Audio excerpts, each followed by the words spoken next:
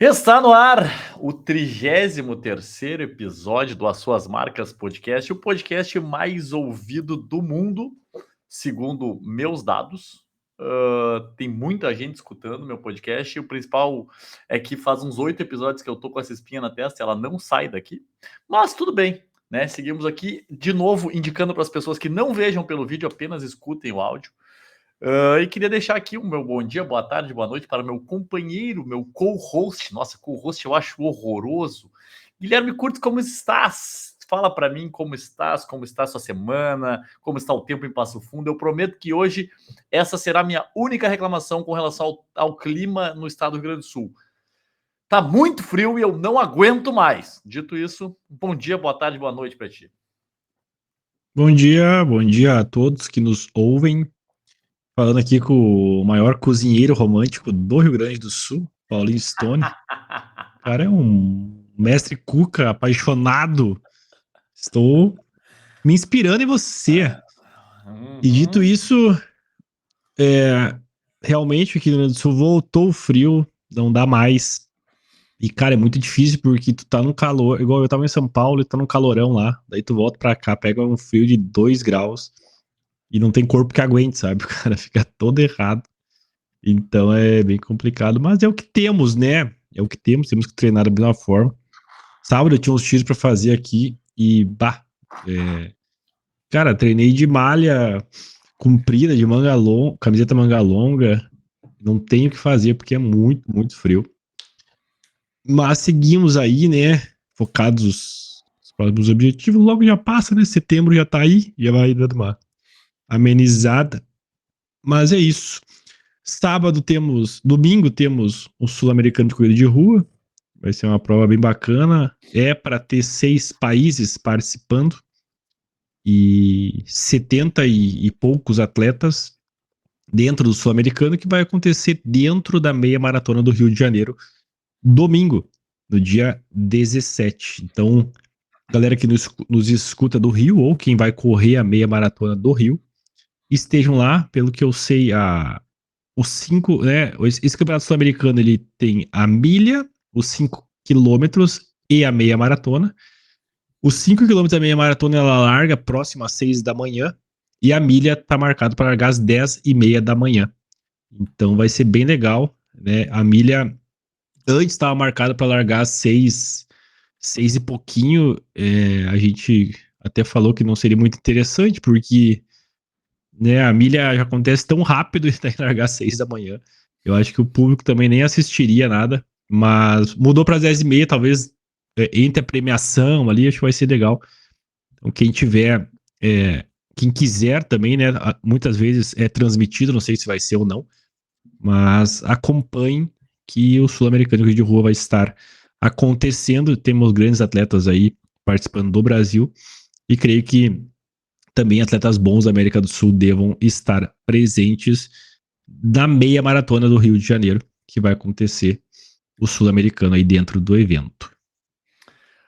Só para passar aqui, eu acho que na mesma convocação aí que teve da meia maratona, do 5 e da milha, saiu também, né, a convocação para a maratona, o Sul-Americano de Maratona, que vai acontecer em Assunção no dia 31 de agosto, né, na Maratona de Assunção, dia 31 de agosto. E aí eu vou passar aqui para a galera que gosta de acompanhar os atletas, né, até para seguir, fazer aquela presença, né, seguir a galera no Instagram e também quem são os atletas que estão convocados pelo Brasil para representar o país aí no Sul-Americano de meia maratona e maratona.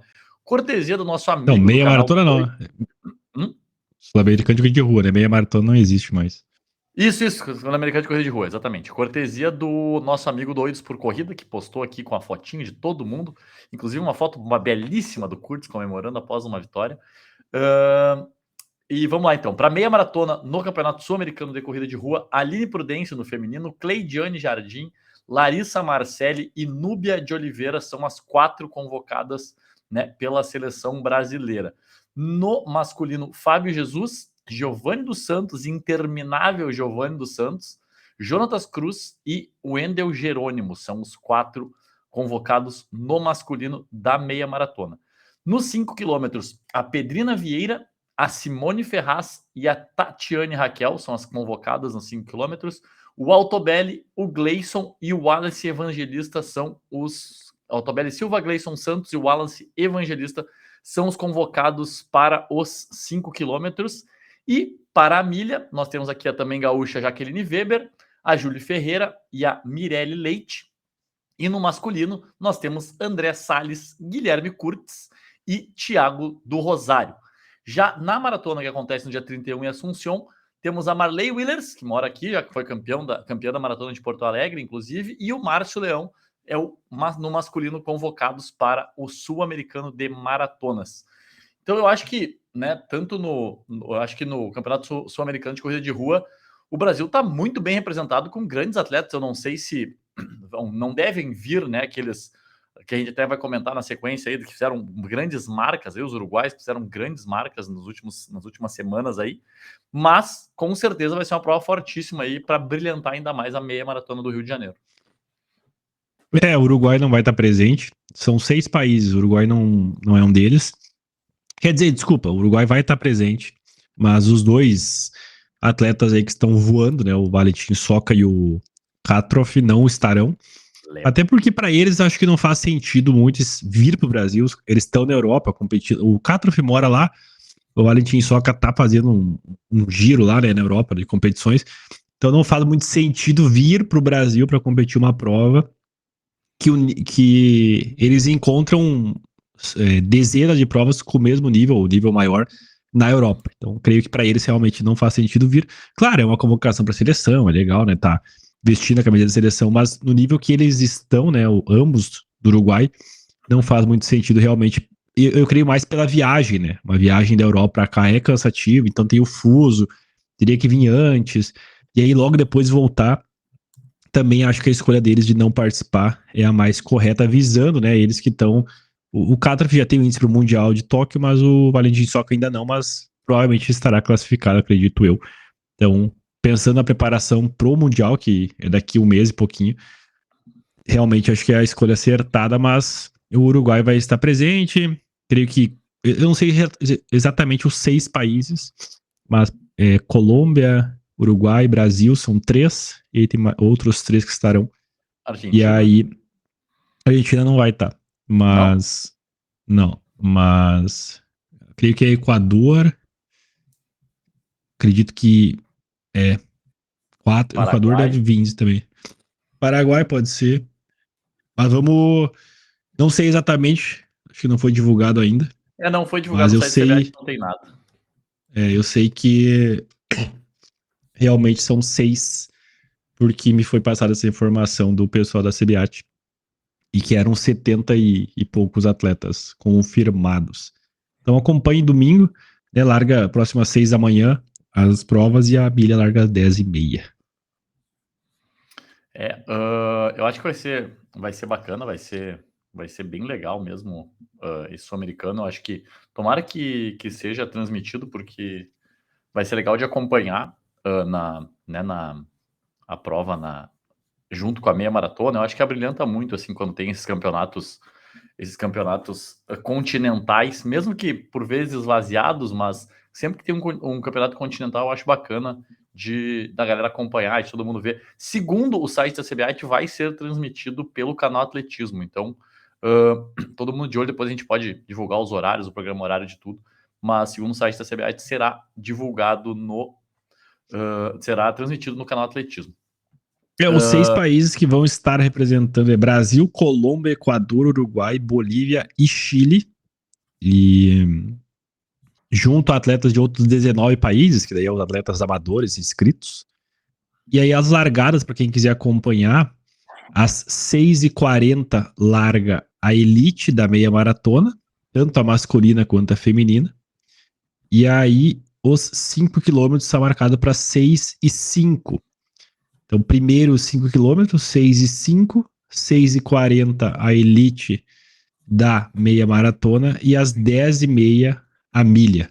Então, esse é o cronograma, e os 6 países que estarão também serão estes que foram falados aí. Bacana. E por falar no Uruguai, o Valentim Soca, mais uma vez ele fez seu recorde pessoal nessa semana. Acho que cada vez mais assombrando, né? Baixou 11 segundos do seu personal best. Correu 13:2.85. Se não me engano, foi na Bélgica esse meeting É, que ele correu. é uma prova muito forte lá. Exatamente. E nessa prova também, o guatemalteco Luiz Grijalva correu também 12:58,58. Ele estava meio sumido, né? Fazia tempo que a gente não ia falar do Grijalva. E ele melhorou 19 segundos, seu season best, fazendo 12:58,58. Então, duas marcas boas, uma sul-americana, outra América Central, mas duas marcas bem interessantes aqui para o atletismo mais próximo da gente aqui, né? Vamos dizer, mais próximo do Brasil. Exato, a gente teve também um chileno, o Uribe, ele correu 13:34, fez a melhor marca da vida dele. Provavelmente correu não na série mais forte das outras. E, cara, a gente teve um triatleta também que correu 13:13, né? É absurdo, assim, um cara que é campeão olímpico do triatlo, ele correu 13:13. Pensar que um triatleta, cara, corre isso, né, seria recorde brasileiro, né? Essa marca dele é um recorde que é do Marilson. Então, um triatleta correndo mais forte que o nosso querido Marilson é de se assustar, assim, o nível que as provas de fundo estão no mundo, né? Porque a gente, até o Doidos por Corrida postou hoje pela manhã, assim, acho que foram, cara, não sei, 50 e poucos atletas correram abaixo de 13:30. É um negócio absurdo, assim, quanta gente correu. E, e nem é um campeonato mundial, nada, é um meeting que foi organizado na Europa, mas que reuniu grandes atletas, muitos PBs, muita gente fez a melhor marca da vida. Devia estar um dia muito bom para correr também. E a gente teve aí a reaparição do Grijalva, que provavelmente vai estar em Tóquio, agora bem preparado, baixou de 13, dentre outros atletas que também fizeram a melhor marca. E aí mostra, né, que vai afunilando cada vez mais próximo do Mundial. Os atletas vão mostrando que estão bem preparados para ser um campeonato, como sempre é, né, com grandes marcas. E os 5.000 é uma prova que, não sei, cara, não tem um grande favorito, a gente não, o Guibrice a gente não sabe como é que vai estar, né? É um cara que sempre chega bem. Às vezes, as últimas duas edições, tanto nos Jogos Olímpicos quanto no Mundial, ele perdeu os 1.500, aí foi lá e ganhou os 5.000, com raiva no coração. Mas esse ano a gente não sabe como é que ele vai estar. Era pra ele estar numa Diamond League agora, ele deu baixa por causa da lesão. E então os 5.000 está bem em aberto, mas tem os americanos super bem, né? Os africanos a gente não pode descartar. Vamos ver o que vai acontecer lá em Tóquio, nos 5.000 metros, mas esse meeting realmente foi muito forte. Eu não sei se essa pista, não vou afirmar que é, mas talvez seja a pista que o Bekele bateu o recorde mundial também. Um dos recordes mundiais do Bekele é na Bélgica. Então, talvez seja a mesma pista, talvez não. Mas aconteceu a IFAN Odergen, 5.000 metros. Então, aqui o Doidos até postou aqui que a prova mais forte do mundo. 92 atletas correram abaixo de 15, 68 abaixo de 14 e 42 abaixo de 13,30 e 6 abaixo de 13. Então, foi um negócio absurdo. Quem venceu a prova foi o Cornelius Kemboi, do Quênia, com 12,57,80. E é muito legal aqui que tem o primeiro comentário, é do Valentim Soca, que tá escrito, uma loucura, 13,02 e terminei em 10º. Exato. Então, é muito legais esses meets na Bélgica. Eu corri um esse ano lá, né? E, cara, acho que nos 5.000 devia ter, sei lá, 10 séries. E os horários que eles marcam, tendo 10 séries, tendo 20, eles respeitam certinho os horários. É muito legal. Eu corri 800 lá no meeting também na Bélgica. Não foi nessa pista, mas é organizado por eles. E assim, ó, acaba o 800 de uma série, aí em 2 minutos você larga o outro. É muito rápido. Já tem que estar aquecido, tu entra na pista, eles não deixam nem tu fazer retinha, nada. Tu entra na pista, já tem os caras com os braços abertos, assim, de um lado e do outro, porque não deixam tu fazer nada. Tu vai na linha de largada, se alinhou e foi. Então é muito rápido, é muito dinâmico, e isso faz com que tenha muitos atletas bons, não atrase, que uma das piores coisas para nós atletas é o atraso, né? Porque tu aquece, aí às vezes tu aquece para largar às 8 da noite. 8 da noite tá lá, não largou. 8h30 no largou, tu fica enrolando aquecimento, enrolando, às vezes tu perde aquecimento. Mas na Bélgica, esse meet eu afirmo que é outro nível de organização, assim, tudo muito dinâmico, muito rápido. Eles não perdem um minuto do previsto. E no site deles também, assim, larga a prova, já tá ali 1, 2, 3, os segundos bem certinho, assim, pra tu acompanhar, os resultados já saem ao vivo. É bem legal esse meet na Bélgica e foi, né, uma das provas mais fortes do mundo, com certeza, nesse ano. Outro destaque também, o Justin Knight, né? Correu 13:03, é um cara que tava meio desaparecido também. Um atleta americano que surgiu muito bem, depois deu uma sumida, mas correu 13:03 nessa mesma prova. E só para dar correta informação, sim, o recorde mundial do Bekele dos 10 mil foi na Bélgica, mas em Bruxelas, no Memorial Van Damme, quando ele correu É isso que eu corri. 26:17:53. Foi esse o É. local que o Bekele bateu o recorde mundial do 10 mil. Não é o Van Damme, na verdade, é o Diamond League, né? É. Isso. Na época que ele bateu era Golden League ainda, não era Diamond League. Isso. Mas realmente, assim, a Bélgica... Eu não gostei muito do clima lá, porque para nós, do 800, tava bem frio no dia, mas eu sempre digo, os 5.000 já, o friozinho, né, às vezes ali uns 15 graus, 20 já é até bom, né, para os 5.000, então muda bastante, assim, quanto as provas mais rápidas, o frio atrapalha bastante, mas uns 5.000 num clima um pouquinho gelado já faz com que os atletas corram super bem, e foi o que aconteceu lá. Exatamente isso. E o que tu achou dessa notícia que saiu ontem, que o FloTrack publicou ontem, não, saiu hoje, essa notícia do FloTrack dizendo desses wildcards para o campeonato mundial. Que os atletas... já tinha... Sim, pode falar. Não, que os atletas podem ser classificados por vencer a final da Diamond League, se classificarem para o Mundial, desde que não pode passar 4 atletas por prova, né? Por país, no caso, né? E como é que quem tiver o campeão mundial wildcard do campeão do mundo não pode usar o wildcard da Diamond League. Eu achei meio confuso isso aqui, mas eu acho que é uma chance de não deixar as maiores estrelas de fora do campeonato mundial. Eu acho que é meio que uma tentativa de forçar uma barra para entrar uma galera no campeonato mundial. Eu tinha visto já por causa quando o Noguzi perdeu os 1.500, saiu já no outro dia uma notícia que ele poderia ainda se classificar se ele ganhasse a final da Diamond League pelo Wild Card. E até vou corrigir eu fui corrigido pelos nossos ouvintes. Semana passada eu falei que os campeões olímpicos já tinham vaga no Campeonato Mundial. Mas na verdade não são os campeões olímpicos, são os campeões do Mundial de 2023.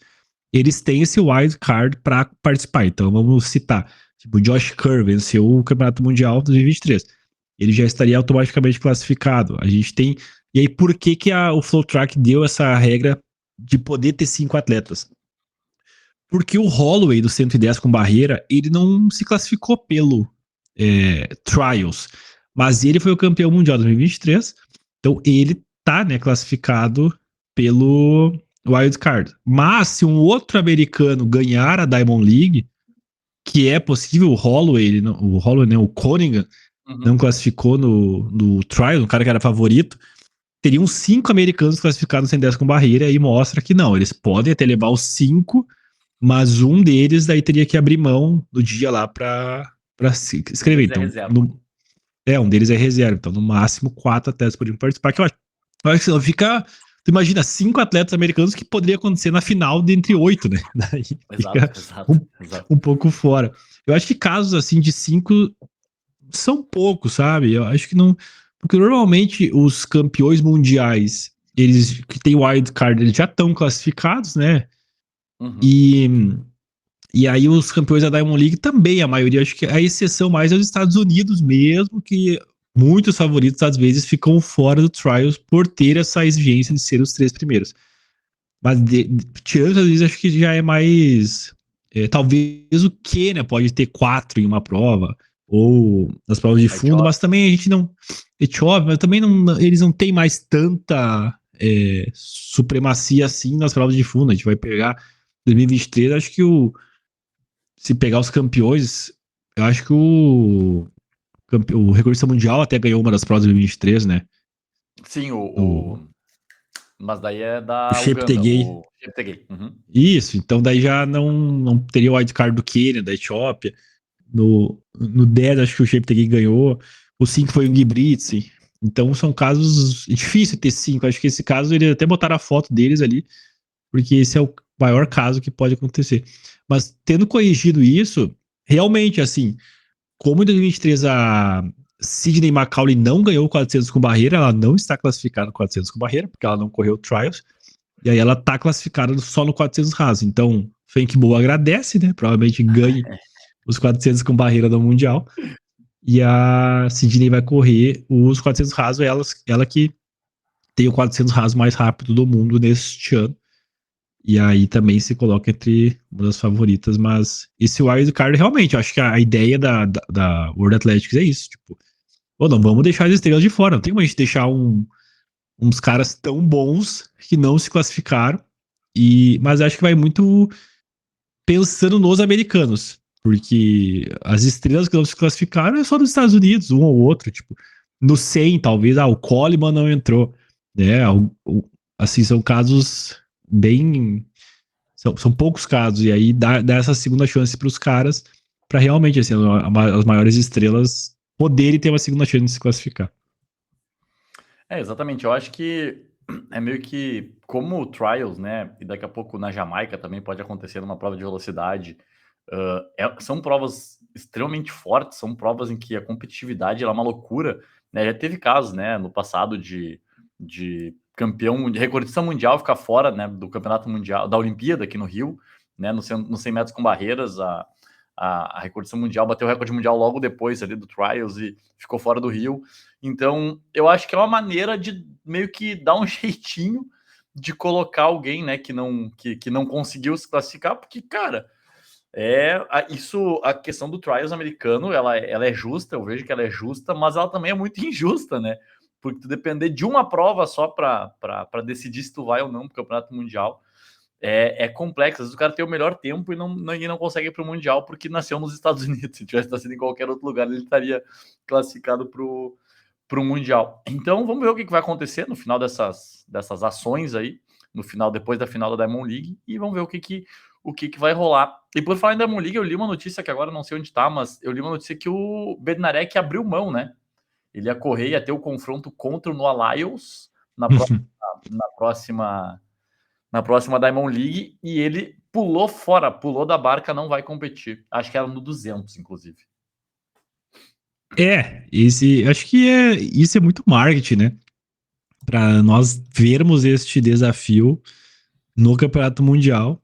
Mas o que eu mais quero ver eles é no revezamento, cara. Colocar um passar o bastão pro outro. Quero ver. Por isso que os Estados Unidos é difícil às vezes ganhar o revezamento, porque, cara, os caras se odeiam, né? E aí tu imagina, eles não devem treinar nada, devem treinar antes da prova ali a passagem de bastão.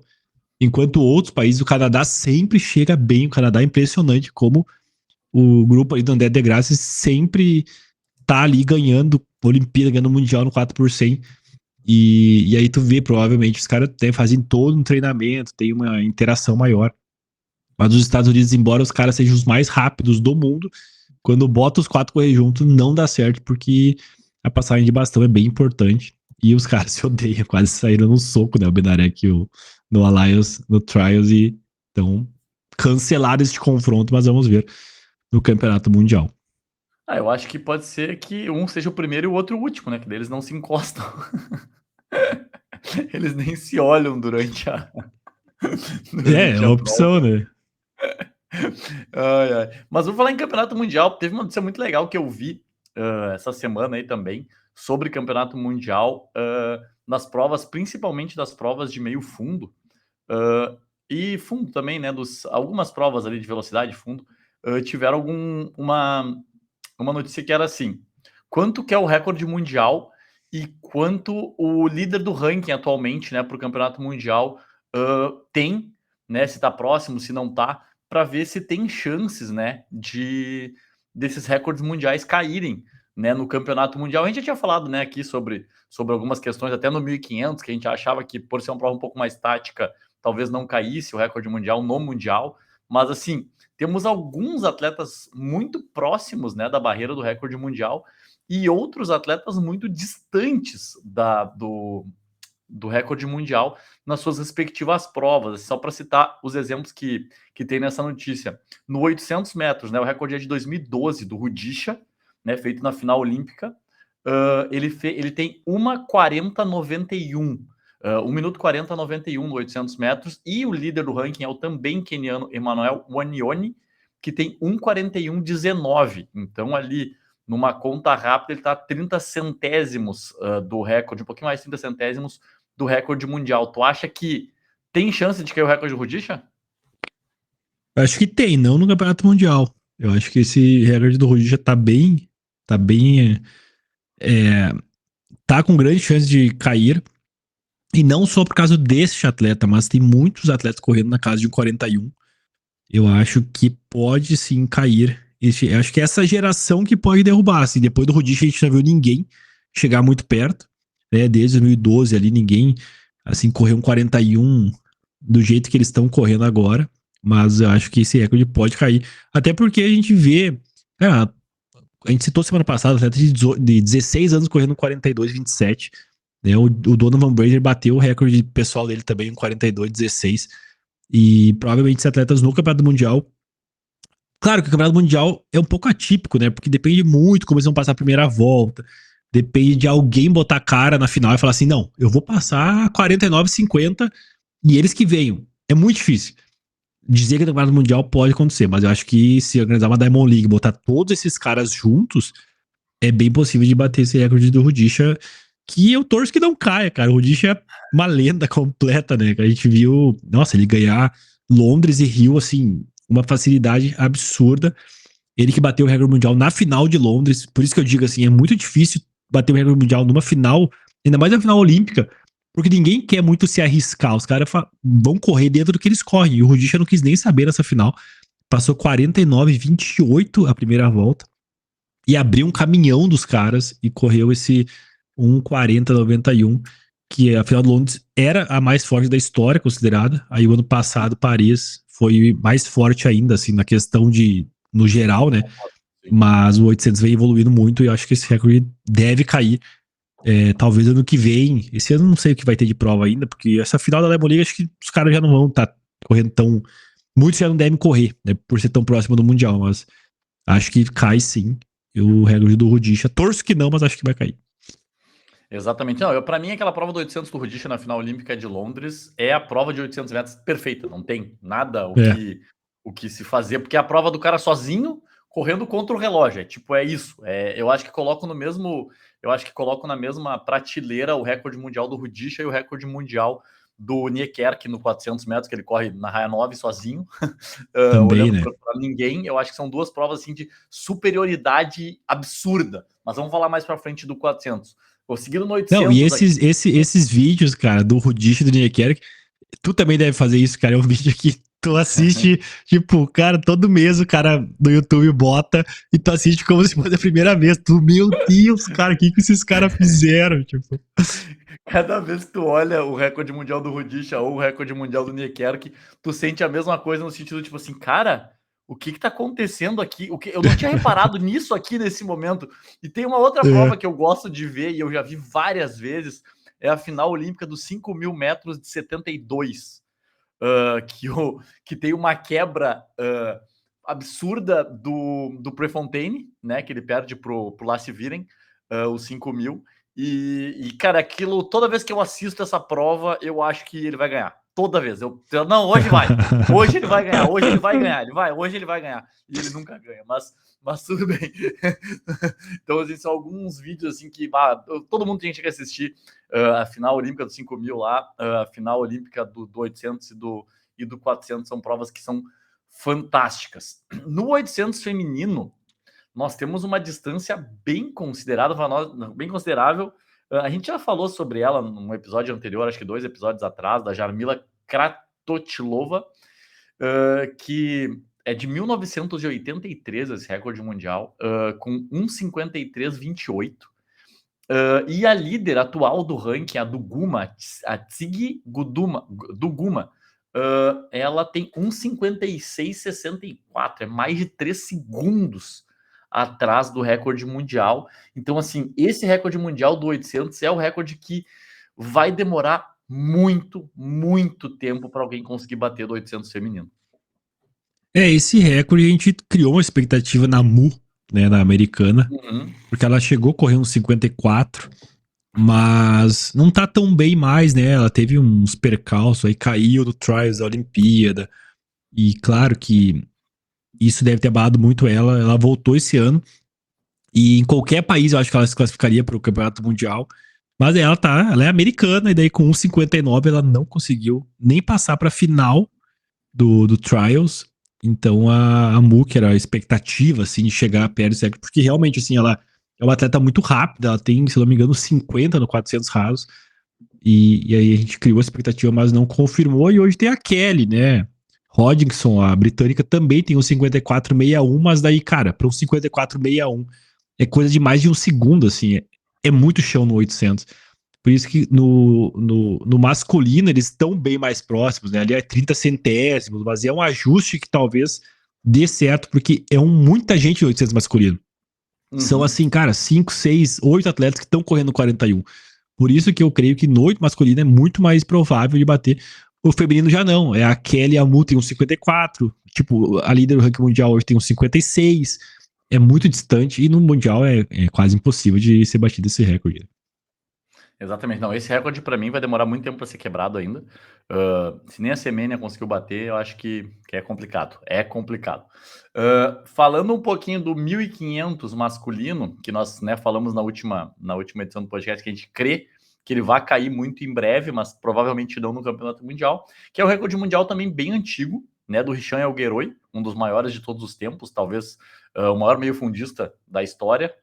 Se bem que tem o Rudisha como meio fundo, então é complicado de botar ele como maior da história, mas Richan Elgueroi nos 1.500, nos 5.000 talvez, daí tem o Bekele, putz, é complicado, mas tudo bem, ele é um dos maiores de todos os tempos. Em 98 ele bateu o recorde mundial com 3,26,00. Então, para alguém bater o recorde mundial do 1.500 vai ter que correr na casa de 3,25. Então, o líder do ranking atualmente é o francês Azzedine Habs, que tem 3,27,49, aí um segundo e meio atrás do Richel Elgueroi, mas a gente sabe que a competitividade do 1.500 ela tá muito grande, tem muita gente correndo abaixo de 13,30, né?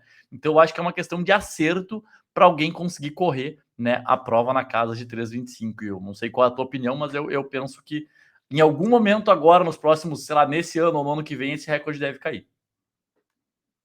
Como é que é o nome do recordista mundial? Richan Elgueroi. Ah, credo, Elgueroi. A pronúncia é outro nível, né? Francês, né? O cara Eu estudei mete muito tempo francês, né? Não, outro nível. O cara mete que o Guerrouche, bem íntimo aqui. O Guerrouche, é o Guerroi. Mas eu sou da mesma opinião, cara. Acho que, embora esse 3,25 é assustador, né? Pensar em alguém correr 3,25 do 1.500, a gente tem, né, atletas que já bateram na trave, assim, que já chegaram muito perto. A gente teve o Kiprop uma vez, um keniano, foi campeão olímpico, mas caiu no doping, correu 3,26, alguma coisinha. O próprio Ingebrigtsen, né, tem 3,26 também. Eu acho que esse francês é um pouco fora da curva, né, foi um resultado muito bom que ele teve na Diamond League, na casa dele, mas também a gente tem bastante atleta correndo bem, né, atletas muito rápidos, mas não sei, cara, é um recorde também que, ao mesmo tempo que a gente acha que pode cair, tem que ser uma prova muito perfeita, sabe? Tem que ser um dia perfeito, com coelhos que puxem a prova de modo perfeito e tenham atletas bons, o grupo, todos juntos. Sem o Ingebrigtsen correndo, tipo, esse ano da Diamond League, é uma pena, né? Porque o Ingebrigtsen é um cara que ele gruda no coelho e vai até onde der, um pouco diferente da característica dos demais, assim, que eles dão, mas, tipo, o Josh Curry é um cara que espera um pouco mais, tem uma chegada muito boa, né? O Hooker, né? O Colin Hooker é um cara que é muito rápido no final, ele espera também. Mas eu acho que é possível, a gente tá numa geração bem boa, né? De atletas correndo aí 3,27, um ou outro corre 3,26. E também acho que é um recorde impossível. O do 800 feminino a gente bota numa prateleira assim, cara, é impossível isso aqui hoje acontecer. Mas o masculino, eu acho que é. O 800 eu acredito que é mais fácil de ser batido, mas o 1500 também não dá pra dizer que é impossível, porque o Ingebrigtsen num dia iluminado, correndo com os coelhos num dia bom, estádio bom, num dia, né, sem vento, sem nada, eu acho que é possível dele correr sim em 3,25, mas claro, a gente tem que ver como é que ele vai retornar. Mas tirando ele, também tem os atletas muito bons que correm rápido e eu também boto na prateleira assim que é possível esse recorde do 1500 cair. Embora seja bem antigo, né? Um dos mais antigos, eu acho, de meio fundo e fundo aí. No masculino, sim. Masculino, com certeza. Uh, no 1500 feminino, acho que nós estamos vendo, né, a história ser feita a cada nova prova de 1500. Então, eu acho que talvez seja a prova que tenha mais possibilidade de quebra de recorde, porque nós estamos vendo a Faith Kipyegon fazer isso, né? Toda vez que ela corre uma prova forte, ela tem aí 3:48,68. Esse ano é o recorde mundial e é a líder do ranking mundial. E eu acho que ela é extremamente superior a todas as adversárias dela no 1500. Então, eu acho que é um recorde que ele pode cair a qualquer momento. Novamente, é só ela contra ela mesma. Se ela fizer o recorde pessoal dela, ela consequentemente bate o recorde mundial. Exato, né? Esse aí, a Kipyegon tá muito à frente das outras e se ela fazer o dever de casa do Mundial, ela já consegue vencer. E o recorde é dela mesmo, então pode ser quebrado a qualquer momento. No 5.000 masculino, a gente tem uma distância aí de 9 segundos entre o recorde mundial do Joshua Cheptegei, que é de 2020, e o líder do ranking é o americano Grant Fisher, que tem 12:44,9. Eu achei que o recorde do Bekele não seria batido por muito tempo. Quando o Joshua bateu o recorde mundial em 2020, eu não acreditava nessa quebra de recorde, assim como eu acredito que vai demorar muito tempo para alguém bater o recorde dele.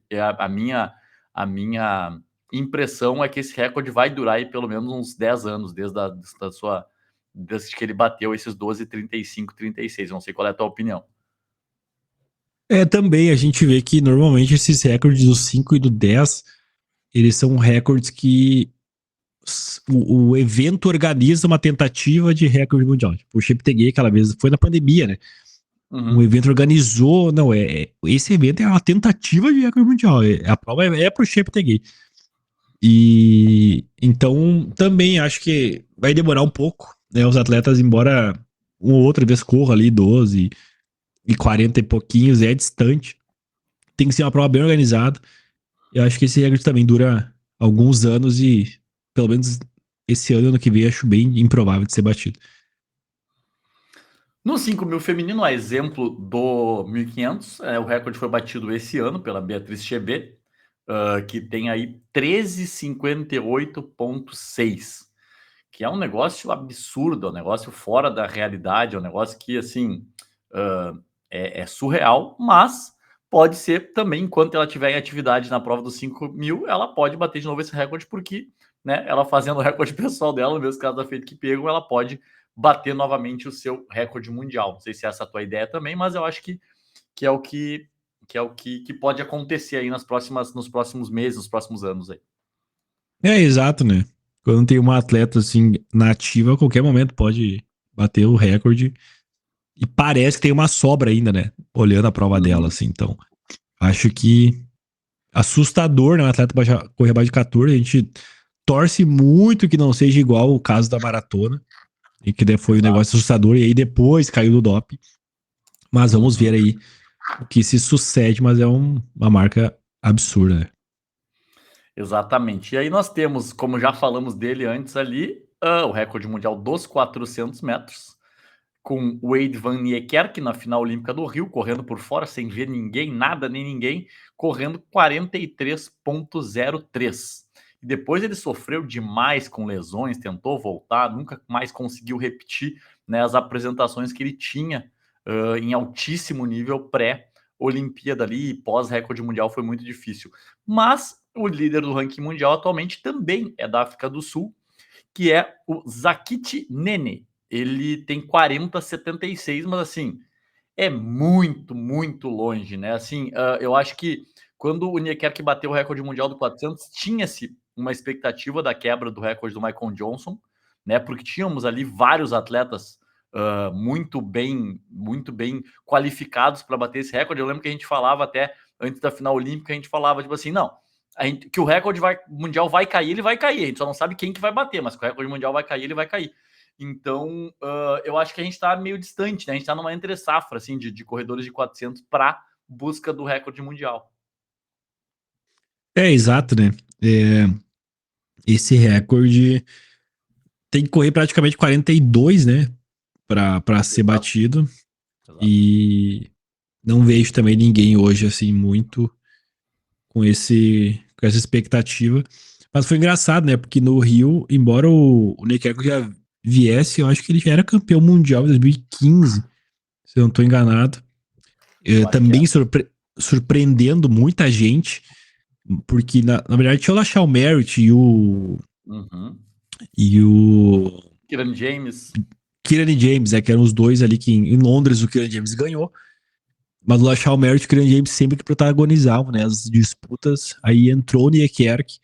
E daí é sobre isso que a gente falou, né? É preciso de um grupo, assim, para ser batido esse recorde, assim, um grupo. Tipo, o Niekerk era um cara que no Rio era um dos favoritos, mas a gente olhava muito o Lachal Merritt e o Kieran James. Então é preciso, sabe, essa competitividade de ter atletas ali próximos para que o recorde seja batido. E também no Rio, esse recorde, eu lembro que muitos especialistas falavam, não, porque não, esse recorde não vai ser batido, é nível do mar, do Rio de Janeiro, é ruim de correr. Foi lá e bateu o recorde mundial. Na Raia 9 então, é impossível. Raia de fora é impossível. na Raia 9 não dá. E então é coisa que o atletismo proporciona, assim, né? Sai um pouco do. A teoria é muito fácil, mas a prática é totalmente diferente. E o Niekier, que é um cara que tá tentando, assim, até, cara, dá um pouco de pena. O cara deve amar muito o que ele faz, porque tá tentando, tá morando na Europa ali. Não sei se ele não mora nos Estados Unidos, perto aí até do Alisson dos Santos, porque ele é da Adidas, acho que até treinam muitas vezes juntos. Mas tu vê, assim, ele tá, cara, correndo 44, 45, né? Tentando ali se classificar pro Campeonato Mundial. Então é um cara que, claro, né? As lesões tiraram ele muito das competições, mas tá ainda tentando, assim, tu vê, um pouco mais velhinho, mas insistindo pra voltar ali aos melhores do mundo, mas é bem difícil pra ele, hoje, pelo que ele tá apresentando. Mas é um cara que a gente torce muito, assim, o Van Niekerk. E para finalizar a lista de recordes mundiais aí de até 5.000 metros, nós temos outro recorde mundial extremamente polêmico, que é o 400 feminino, né? Que é da Marita Koch, que é de 1985. Então, assim, numa conta rápida, fazem 40 anos que foi batido esse recorde mundial. E ela tem 47,60 no 400, sendo a Sydney McLaughlin Levron a... Que nome difícil de falar, meu Deus do céu. Ela não bastasse só o McLaughlin, ela tem o Levrone agora. Ela tem 48,67. A gente está aí 1 segundo e 7 atrás do recorde mundial, 40 anos depois, para ver o quanto esse recorde ele é improvável de ser um recorde limpo, né? Esse recorde da Marita Koch, que né, correu na mesma época da Jarmila Kravotilova. Elas eram adversárias, né, no 400 e no 800 também. Então, é complexo. Esse aí, para mim, da lista aqui, talvez seja o mais difícil de ser batido. Exato. Eu até pensando agora, acho que a Sidney, quando vê, ela foi pro 400 nesse movimento, sabe? Tipo, eu vou bater esse recorde mundial do 400 raso. Uhum. E pelo que eu vi ela correndo no Trials, ela ficou bem decepcionada com o tempo, né? Ela chegou a correr de 48,90, mas creio que ela esperava bem mais, porque é um mundo, né? 47 para 48 num 400 metros. É muita coisa, né? Se a gente fala que um segundo, às vezes, num 800 já é bastante, e pensa num 400 que é só uma volta e faz muita diferença, né? E então, Exato. creio que esse recorde também vai demorar muito, é muito absurdo, 47. também um recorde antigo, um recorde duvidoso, né? Porque é época ali que tinha, né, atletas União Soviética, toda essa Alemanha Ocidental, Alemanha Oriental, tinha essa questão aí que não tinha um controle tão rígido, muitos recordes, até provas de campo, assim, eles ainda são vigentes, né? Porque, principalmente essa prova de campo aí, que exige mais força, os atletas eram muito superiores ao que são hoje. Mas é um recorde realmente, sim. Marcas assim que para homem, né, já são fortes, correr abaixo de 47,60, né, já é algo bem expressivo. Então, tu imagina, né? Realmente assim, tu não vê. Uma mulher correr 48 para nós já é muito bom. Quando corre, Exato. alguma mulher corre 48, você fala assim: caramba, correu muito bem. Mas aí é mais um segundo ainda que ela tem que correr. Tá distante esse aí. Acho que é tipo um do 800, vai demorar muito. 800 feminino. E por falar em recorde mundial, eu não sei se tu chegou a ver esta notícia, que eu fiquei extremamente surpreso, eu fiquei completamente embasbacado quando eu recebi o Rios aqui, da meia maratona de Buenos Aires, anunciando a participação de ninguém mais, ninguém menos que Jacob Kiplimo na meia de Buenos Aires, que vai acontecer agora em setembro, em 24 de agosto. Eu achei um negócio sem precedentes anunciarem o. Não está ainda, né?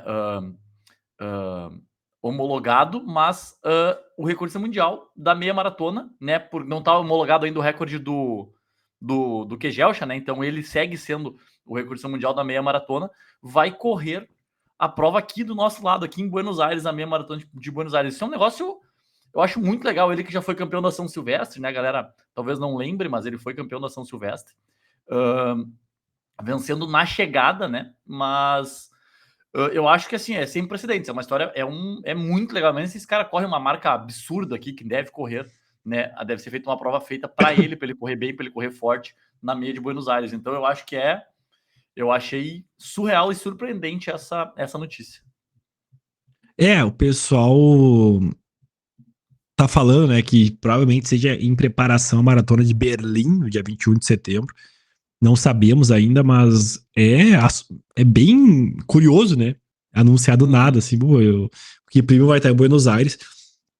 É um cara que deve vir para bater o recorde mundial, né? Porque não foi homologado estranhamente ainda, aquele recorde mundial polêmico dele, que tinha um carro puxando ele muito perto e tal. Mas assim, eu acho que se ele vem.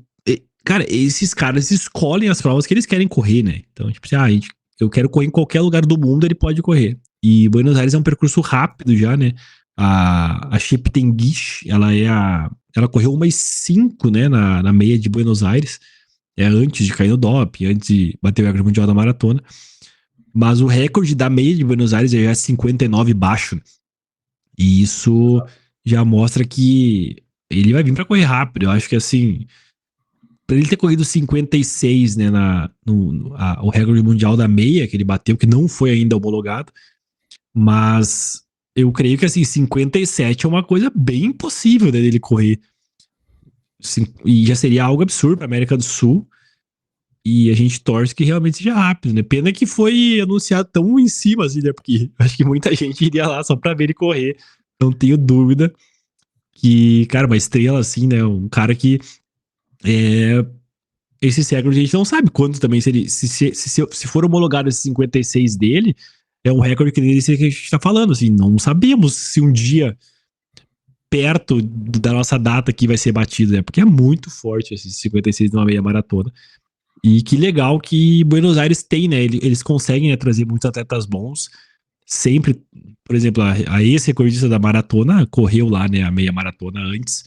É Exato. muito legal a prova de Buenos Aires conseguir trazer tantos atletas bons e principalmente porque é muito plano e o clima é bom também, né?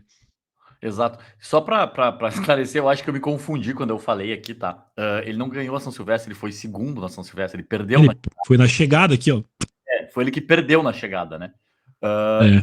e o recorde mundial dele não homologado, né, segue sendo do Kegelcha, que é 57, agora me fugiu o tempo do Kegelcha, é 57,30 é o recorde do Kejelcha. Então é quase, né, 50 segundos mais forte que tem o Kiprimo. O que me confundiu aqui foi que na postagem da maratona da meia de Buenos Aires aqui, tá escrito 56,42 World Record 21K Gdynia 2020. Daí eu fiquei pensando, como assim? Mas daí é outra marca, não é? Essa marca que ele fez foi na meia de Barcelona que ele fez essa marca que não foi homologada ainda, e o Kejelcha segue ainda como recordista mundial.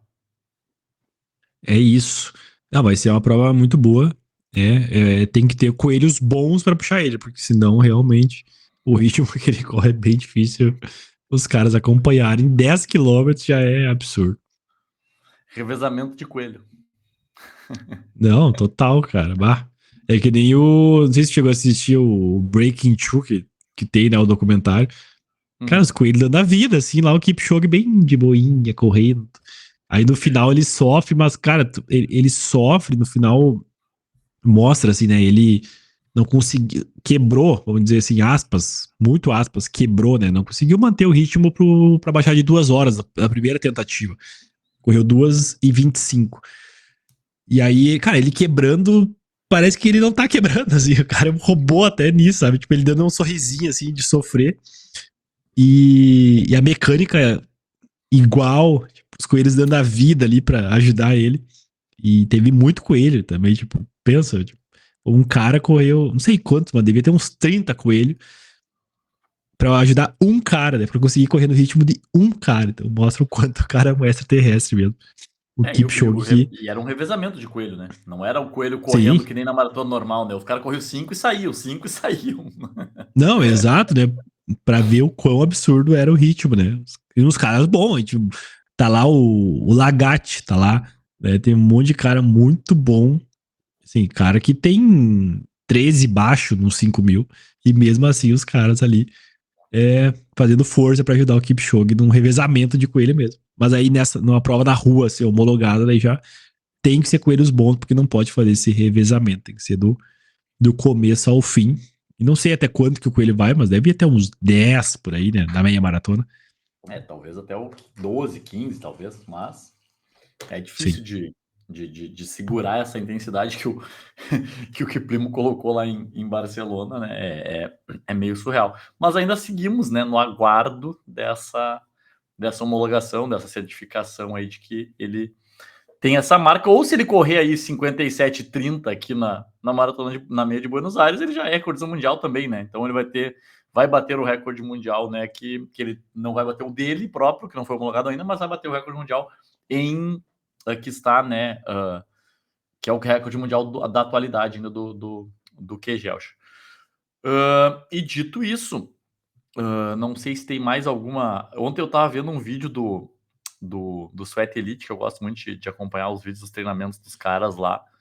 E os caras estavam fazendo um treino que era 4 de 5 quilômetros, na verdade, na estrada, treinando para uma meia maratona com 3 minutos de pausa trotando.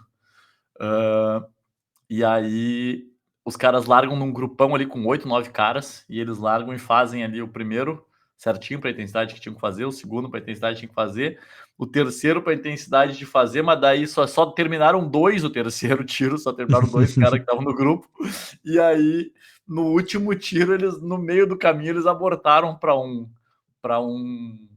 3.000, eles só pararam no 3.000, que não ia aguentar, nem os dois que ficaram junto ali, não ia aguentar a intensidade, era entre 13, era todos os caras que estavam nesse pelotão, eles tinham, o pior tinha a meia maratona para 1h02, o pior do grupo ali, e mesmo assim eles não suportaram fazer ali para 13:05, era entre 13:05 e 13:10 que era para fazer as repetições, né, e eles não suportaram ali e tal, e aí por sacanagem, por ironia do destino, eu vi esse vídeo ontem e hoje aconteceu a mesma coisa comigo.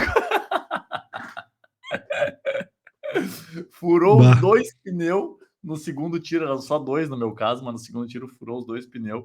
Não abortei a missão, terminei, mas foi difícil, foi muito sofrimento. Tô aqui pagando todos os pecados por ter sofrido tanto ali na pista da redenção antes da gente gravar o podcast aqui. Faz parte, são dias e dias, né? Eu sempre digo, às vezes, Um dia ruim não define, né? Na verdade, o que vai correr é entender, né? Às vezes esquecer mesmo. Um dia ruim de treino é apagar e pensar no dia seguinte. Eu já tive várias é, recordes pessoais meus que na semana, o último treino forte foi horrível. E aí depois corri a melhor marca da vida uma semana depois. Então, eu sempre digo, às vezes um treino ruim não define, é dia, cara. Às vezes você não acordou tão bem, o clima. São muitos fatores que fazem com que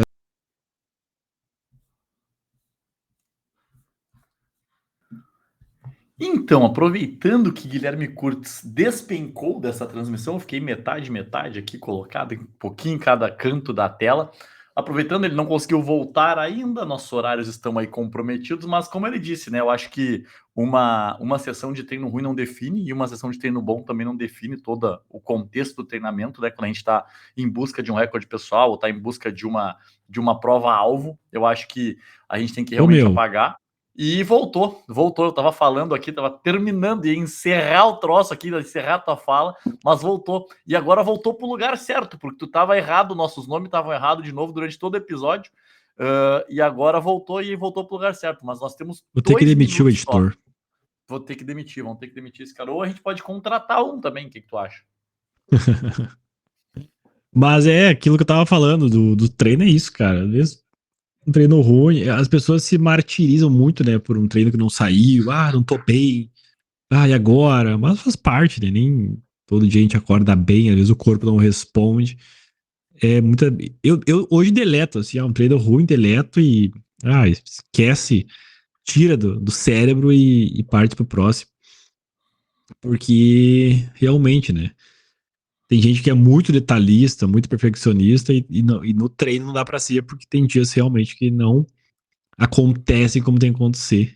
Mas eu entendo, assim, tem gente no atletismo que, o tiro é pra 400 para 1,15, o cara faz 1,16, já, meu Deus, não, não. Pá, 1,16, vou ter que fazer 1,14 próximo pra compensar. Então, tem de tudo, né, no atletismo. Mas, às vezes, quando não sai, é até bom, assim, pra tu dar uma repensada, corrigir algumas coisas, né, caprichar mais em. E eu, às vezes, quando sai um treino fora, assim, do programado, até tu repensa assim, mas será que eu não dormi bem essa semana? Será que eu tô comendo bem? Será que eu tô descansando bem? É bom pra repensar algumas coisas. E eu acho que, pelo menos o meu treinador, às vezes, faz uns treinos, assim, que são meio impossíveis já pra, tipo, cair um pouco a ficha, não ficar tão empolgado, assim, tô bem, tô bem, tô bem. Porque faz parte, né, da programação. E o importante é estar bem no dia da prova. Esse que é o importante, né? Então, estando bem no Eu dia da acho. prova é o que importa. Eu acho que é muito isso. Eu brinco que às vezes eu falo para os meus alunos que eu dou muita confiança para eles, mas tem momento que eu tiro essa confiança deles até não poder mais também, porque não adianta, não pode ficar tão confiante ao ponto de extrapolar, né? E nem perder a confiança a ponto de não correr nada no dia da prova. Mas é isso mesmo, assim. Eu acho que tem todo o treinamento é contexto, né? Tem todo um contexto semanal, mensal, de volume, de intensidade que tem que ser levado em consideração. E eu acho que é isso mesmo, um treino ruim não define, até porque assim, usando exatamente o treino de hoje como exemplo, assim, eu fui até o 1.600 mais ou menos ali, era 2 tiros de 5.000 e eu fui até o 1.600 do segundo tiro, né, na intensidade correta, depois, tipo assim, a volta começou a dar sempre um segundo pior, e aí fazia mais força e a volta dava mais um segundo pior, e daí dava mais um segundo pior, e assim ela foi piorando um segundo por volta, assim, do ritmo que estava planejado, e só que o estranho é que o corpo não estava sofrendo, o corpo não crescia, o corpo ele tava engasgado naquele ritmo, naquela intensidade ali, mas nem a frequência cardíaca não disparou e nem nem tava assim, nem tava um sofrimento, sabe quando tu quebra que tu não consegue continuar correndo, que dá um negócio, tu tem que parar, não tem como terminar o treino. Então assim, foi uma questão bem diferente, acho que nunca tinha acontecido dessa forma assim do corpo sentir que não conseguia acelerar, mas ele conseguia se manter fazendo força. Então, assim, porque por vezes a gente pensa em tempo, em especificidade de tempo, nessa coisa que tu falou, regradinha, bonitinha, mas por vezes o que importa mesmo é tu deixar o teu corpo exposto, né, a uma certa intensidade por um certo período de tempo. E isso acabou acontecendo igual, embora um pouco mais lento, a frequência cardíaca se manteve onde ela estava, tudo se manteve da forma que estava, o esforço se manteve o mesmo, só que o tempo foi quebrando porque, por algum motivo, a perna travou. Então, eu acho que é isso mesmo, não dá para se martirizar, não dá para pensar que está tudo acabado, porque tudo é uma construção, é treino a treino, e sábado tem mais uma pancada e a gente tem que fazer. E se não der, não vai dar de novo, e se der, vai ser perfeito e a gente esquece esse que passou, ou se não der de novo, a gente repensa o que está acontecendo, descansa mais, muda, modifica algumas coisas na alimentação e segue o baile.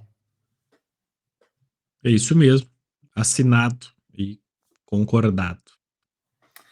Então tá, já que tá tudo assinado e concordado, vamos encerrar o 33º episódio com um pouquinho mais de 1 hora hoje só. Por quê? Porque eu não vou dizer quem se atrasou para começar a gravação, tá? Então eu vamos encerrar aqui, deixar um abraço para todo mundo e terça-feira que vem, com certeza, estaremos aqui com notícias pré-mundial, pré-sul-americano, né? Que o Kurtz vai estar lá no Rio de Janeiro representando o nosso país. Se tem seleção brasileira, há 2 pessoas que estão sempre convocadas. Se há seleção de futebol, o Alisson vai estar lá, e se há seleção de atletismo, o Kurtz vai estar lá. Pós-Sul-Americana, terça-feira. Exato. Mas é isso. Então tá, valeu, pessoal. Torçam. Terça que vem voltaremos aí falando sobre o Sul-Americano e sobre atletismo, que é o que a gente mais. Talvez é o que a gente mais fala aqui nesse podcast. Valeu, um abraço, até mais. Falou, tchau.